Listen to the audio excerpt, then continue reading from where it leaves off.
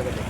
ಇವರು ಪ್ರತಿಯೊಂದು ಗಾಡಿಗೆ 5,000 6,000 ರೂಪಾಯಿ ಹೆಚ್ಚುವರಿ ಆಗಿ ಇವರು ತಿಂತಾರ. ಅಂದ್ರೆ ಯಾವ ರೀತಿ ಇದು ಫೈನಾನ್ಸ್ ಮುಖಾಂತರ ಅವರು ಲೋನ್ ಮಾಡಿಸಿರ್ತಾರಲ್ಲ, ಅವರು ಅದ್ರಾಗ ಪ್ಯಾಡಿಂಗ್ ಅಂತಾರೆ. ಇದಕ್ಕೆ ಅವ್ರದ್ದು ಭಾಷೆ ಒಳಗೆ ಪ್ಯಾಡಿಂಗ್ ಅಂತಾರ. ಅಂದ್ರೆ ಇವ್ರು ಫೈನಾನ್ಸರ್ಸಿಗೆ 5,000 6,000 ರೂಪಾಯಿ ನೀವು ನನಗೊಂದು ಗಾಡಿ ಇಟ್ಟರೆ ನೀವು ಲೋನ್ ಮಾಡಿರಿ, ಇಲ್ಲ ಲೋನ್ ಮಾಡಂಗಿಲ್ಲ. ಅವ್ರಿಗೆ ಇದನ್ನು ಮಾಡ್ತಾರೆ, ಇವರು ಆರ್ಡರ್ ಹಾಕ್ತಾರೆ. ಅವ್ರು ಅದನ್ನು ಪಾಪ ಅವ್ರಿಗೆ ಕೆಲಸದ ಅಡಿತಡೆ ಇರ್ತೈತಿ. ಅವ್ರ ಮನೆಯವ್ರ ಬಂದರು ಅವ್ರು ಅದನ್ನು ಮಾಡೇ ಬಿಡ್ತಾರೆ. ಅದನ್ನು ಅವ್ರು ಇಟ್ಟು ಕೊಟ್ಟಾರ ಇವ್ರು.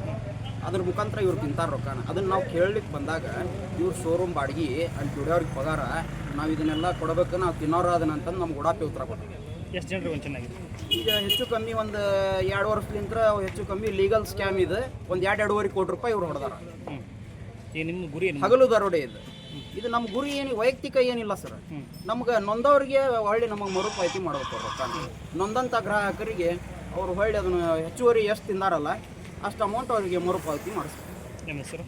ನಮ್ಮ ಹೆಸರು ಶಿವಾನಂದ ಹೊಸಮನಿ, ಜಿಲ್ಲಾ ಪ್ರಧಾನ ಕಾರ್ಯದರ್ಶಿ ನಾನು, ಜಯ ಕರ್ನಾಟಕ ಸಂಘಟನೆ. ಬರ್ರಿ ನೀವು ಏನಿಲ್ಲ ರೀ ಹಿಂಗೆ